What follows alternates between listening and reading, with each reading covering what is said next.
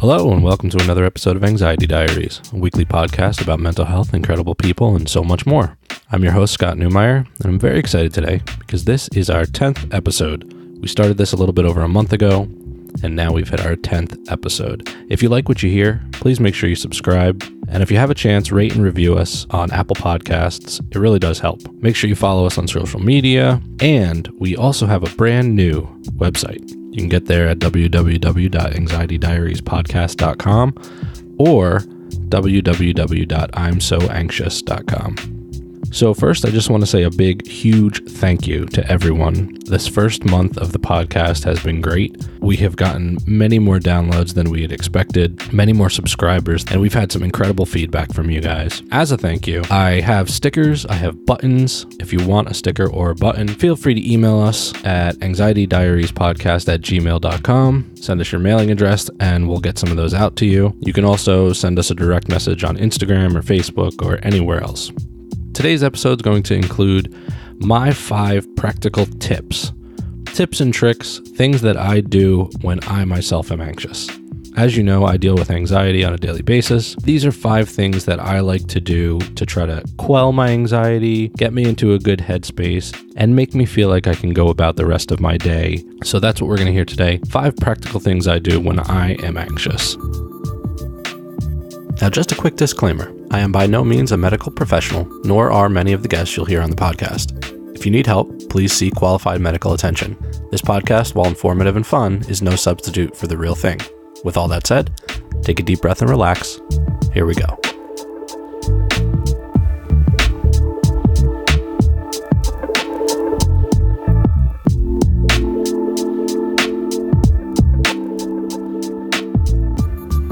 Some of the feedback that I've been getting on the podcast is that you guys want to hear more tips, tricks, anecdotes, things about what I do to deal with my anxiety. I did an Instagram live one day and I got a lot of questions. How can I do this when I'm anxious? How can I do that when I'm anxious? And I want to give you guys more of that kind of info. Like I said in the disclaimer, I'm not a medical professional. This is just tips from my own experience and my own life as I've dealt with it as an anxious person. So with that said, here are the 5 practical things I do when I have anxiety. The first one, and this is probably the most important for me, and I know that it could be really helpful for a lot of people, is just breathe. Breathing in a controlled, calculated manner is one of the most underrated things that you can do, not only if you're anxious, but just as a human in general. We need to take more time to sit and breathe and just be with our thoughts, get outside of ourselves for 1 second, and just feel calm. So when I get anxious, the first thing I do is turn to breathing. I'm not talking about hyperventilating. I'm not talking about grabbing a paper bag and breathing into that. I'm talking about slow, methodical, measured breathing. Now, there are a lot of apps that can help you with this now. If you have an Apple Watch, they'll give you a reminder to do some slow, controlled breathing throughout the day. There are also a lot of other apps that can help you. Headspace will help you, different meditation apps and breathing apps on iOS, Android. There are tons of them. So what I'm talking about when I say breathe, some people call it belly breathing. Some people call it diaphragmatic breathing because you're basically breathing from your diaphragm. If you place your hand on your belly and you breathe in and out, instead of using your lungs, try to get your breath to come right from your belly. Breathe it in through your nose, hold it for a few seconds, then slowly breathe it out through your mouth. If you have your hand on your belly, you can feel your belly actually going in and out as you're breathing. Not only does this kind of breathing have a natural response, your body has a natural response to this type of breathing. It actually will calm you down physically. You know, the brain knows that this is happening. It's a good way to bring your heart rate down, and it's a good way to keep you calm.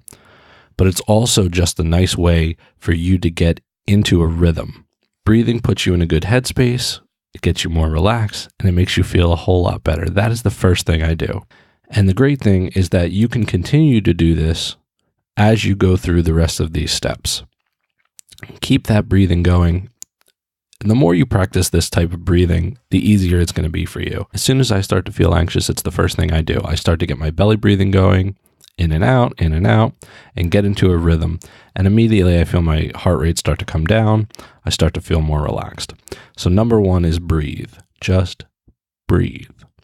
My number 2 tip, the second thing I always do, is try to find a quiet place. Now, I don't necessarily mean a quiet place where you could run off to and be by yourself. Although, if you can do that, that's great. That will be super helpful. But a lot of times when you're anxious, you could be out somewhere. You could be in the mall. You could be in a restaurant. You could be somewhere where you really can't get to a place where you're alone. So you may have in the past heard the saying, find your happy place. And what I mean by find a quiet place is kind of the same thing. Find your quiet place, even if it's inside your head. Try to filter out all the things that are going on around you just for a minute. Focus on your breathing. Remind yourself that you're okay, and continue to do that until you find yourself in this quiet place, in this comfortable place where you can collect your thoughts, see what your plan of action is, and then go about it. So the third thing I do, and like I said, I'm continuing my breathing all throughout this. The third thing I do is rationalize and mantras. I am not super into meditation. I've tried it a few times, probably not as seriously as I need to. For some people, it works fantastic. For me, I just stick to mantras that work for me and remind me where I should be in my mind. So the first thing I try to do for this third tip is I try to rationalize. A lot of times when you're anxious, you have a lot of what they call intrusive thoughts. Your mind is going a mile a minute and your thoughts are telling you things that may not necessarily be true. You're hearing a lot of what ifs. What if this happens? What if this happens? What if I don't feel good? What if this happens? Everything is a catastrophe when you're in the middle of anxiety. You know, the more acute your anxiety is at the time, if you're having a panic attack, say, compared to just feeling a little bit of generalized anxiety about the day, the more you're into that, the more those intrusive thoughts can come in and make you feel like you're not worthy or you're not good enough or you can't do it. Well, this third step is really to help remind yourself that you can do it. Basically, what you do is you take all those intrusive thoughts that are coming in, you sit with them for 2 minutes. Just sit with them and think about each and every one of those thoughts and tell yourself, is this really what's happening? And almost always the answer is no. You know, anxiety can be a really helpful thing for people.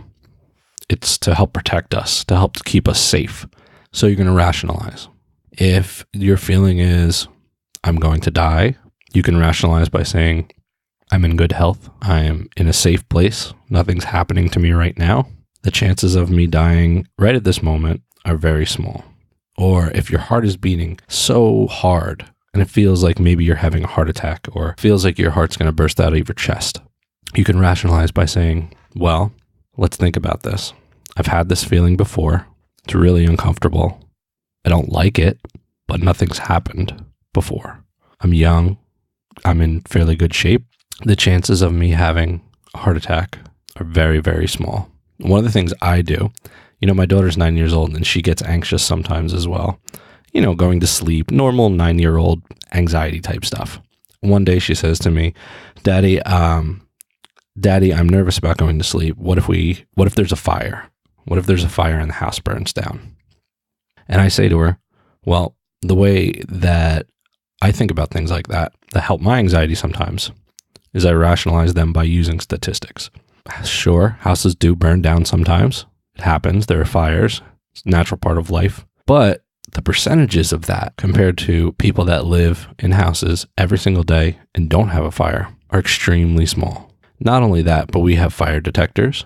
We have smoke detectors. We have carbon monoxide detectors. All these things we have that are designed to keep us safe. So if there were a fire, there would be smoke. The smoke detector would go off and we would all gather and we would get out to our safe place and we would all be safe. And that's the most important thing. That usually helps her calm down. It's just another way of rationalizing. Whatever you're feeling, ask yourself, is this really what's happening? Is my brain trying to tell me something that's not really true? Or maybe true, but it's not quite the catastrophe my brain thinks it is.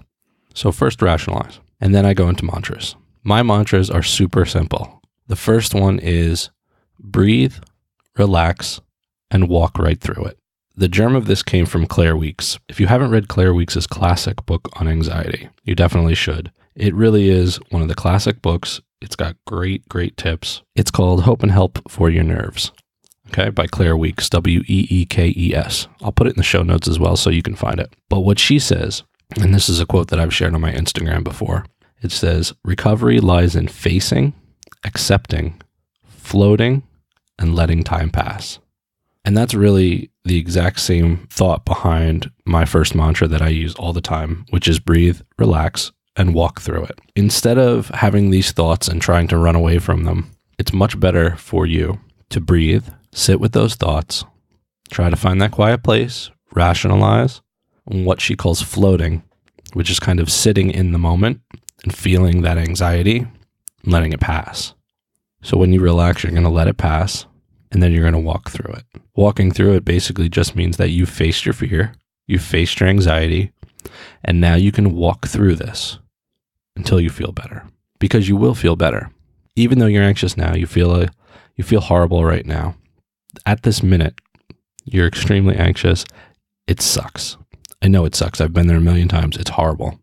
But I promise you, it will pass. And this is another one of my mantras. It will pass.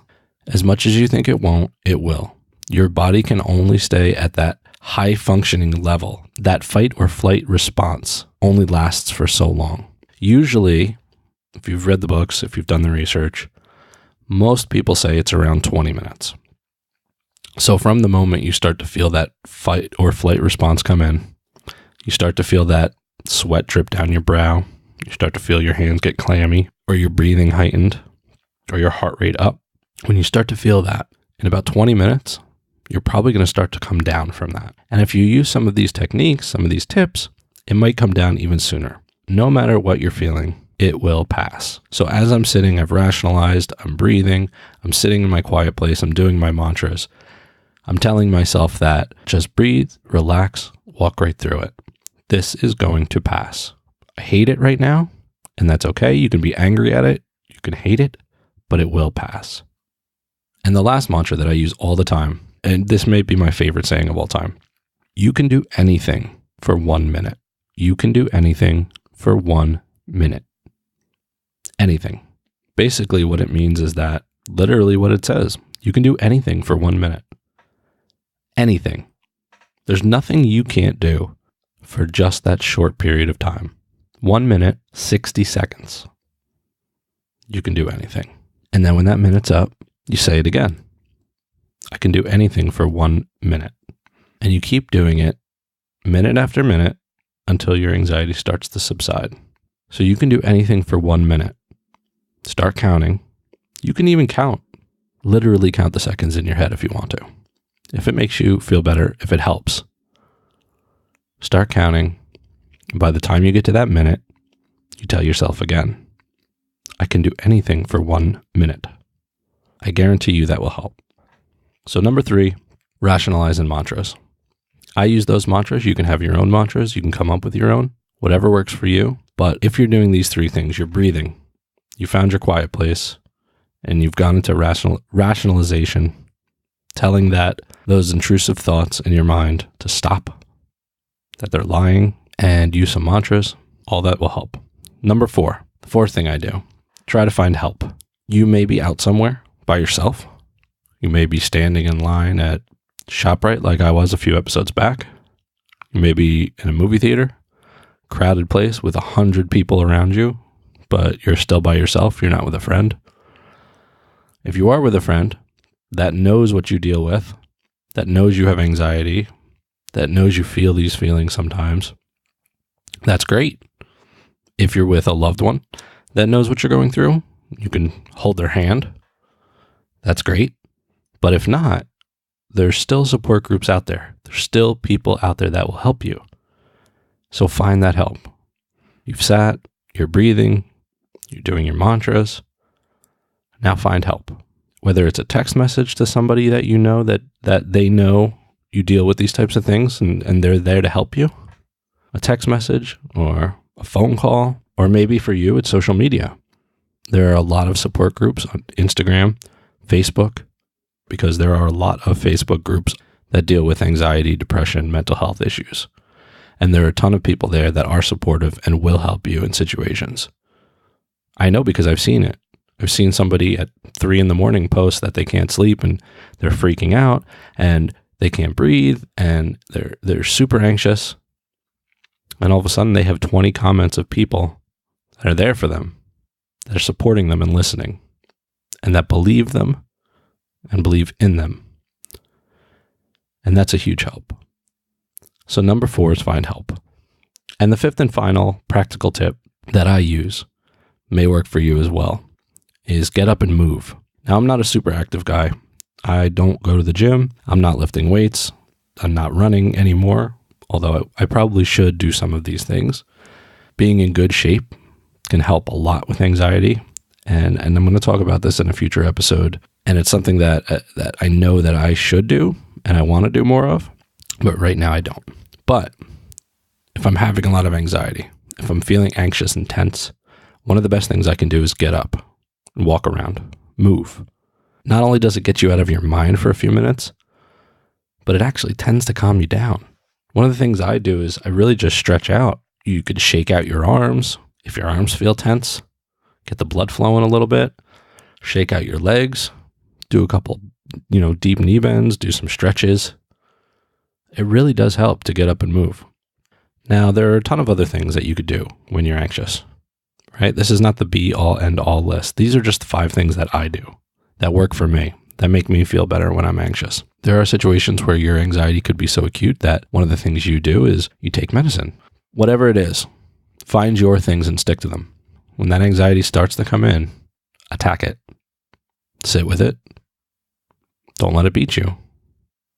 And you'll get through it. You will. It always gets better. Every single time. No matter what. Your body knows how to recover. It may be a little bit haywire, making your brain think that something's wrong when it's not. But it will get better. There are a lot of people that like to use distraction when you're anxious, which is fine.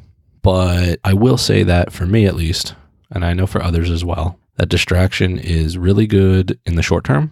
If you're having acute anxiety, you're in the middle of a panic attack and you want to distract yourself with a game on your phone or something else, anything that'll distract you from what you're feeling, that's fine.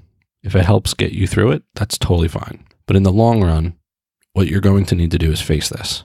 Okay, you're going to need to face these fears, face this anxiety, and let this anxiety know that it's okay. You're here. You're not bothering me. You're making me feel uncomfortable, but I'm not going to be beaten. I'm going to get through it and I'm going to feel better afterwards.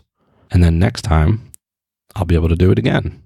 And then the next time and the next time and the next time until your body's in a place where it realizes that this anxiety is not something you need and you start being a little less anxious.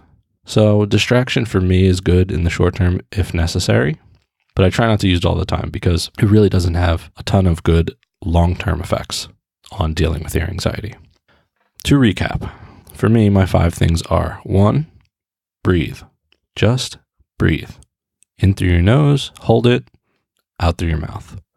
Slow, methodical, measured breathing. 2, find a quiet place, whether it be an actual physical place where you can be alone and with your thoughts and get by yourself for a few minutes, or just a quiet place inside your head. Number 3, rationalize and mantras. My 3 mantras that I use all the time are breathe, relax, and walk through it. That's the first one. The second one is it will pass, because it always does. And the third one is you can do anything for 1 minute. My 4th tip, my 4th thing that I do when I'm anxious, find help. Whether that's somebody that's there with you, that you can hold their hand or get a hug, or just say, hey, I need help, talk it out. Or maybe it's somebody that you can send a text message to, somebody you can call on the phone, or you may find that help in social media, Facebook groups, Instagram, Twitter, whatever it may be. See if you can find help somewhere. There's always somebody there that believes you, and there's always somebody there that's willing to listen. And the 5th thing I do when I have anxiety is get up and move. I get up, I shake my arms out, I shake my legs out, do a couple stretches, just get up and move, get the body moving just for a minute. and you'll feel a little bit better. And that's it. Those are my 5 practical things I do. Like I said, your mileage may vary, might be different things for you. You might need help in different ways, but these are things that work for me. I'm not a medical doctor, but anecdotally, I use these things on a daily basis whenever I'm anxious, and they always seem to help. If you have any questions, feel free to email us about them. I'm happy to answer questions. I'm trying to go on Instagram Live quite a bit more often, and I'm always there if you guys want to chat, if you guys want to talk, ask me questions. We are on Instagram at Anxiety Diaries Podcast. Same at Facebook. Our Twitter's a little bit different, but you can find links to all these things on the show notes, which all live at our brand new fancy schmancy website, www.anxietydiariespodcast.com or imsoanxious.com. And that's it for today. I hope you enjoyed this show. It was a little bit different, but you guys have been asking for something like this, so I'm glad to be able to give it to you. Next week's episode is going to be fantastic. We have an awesome guest. I don't want to give it away yet, but I can tell you that she has a brand new book coming out next week. She's a big deal, and she is awesome. So I hope you guys will join us then. Make sure you subscribe to the show, and thanks again for listening. We'll see you next week.